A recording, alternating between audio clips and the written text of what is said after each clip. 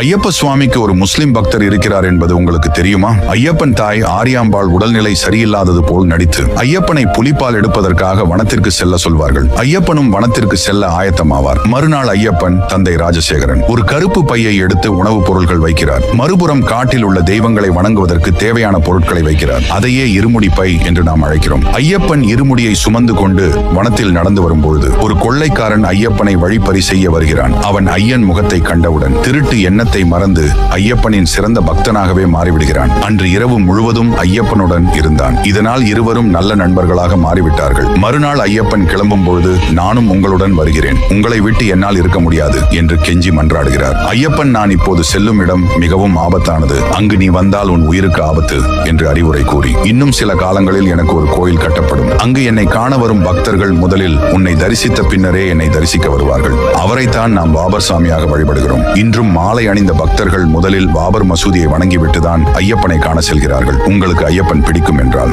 ஓம் பாபர் சுவாமியே என்று கமெண்ட் செய்து நமது சேனலை ஒரு சப்ஸ்கிரைப் செய்து கொள்ளுங்கள்.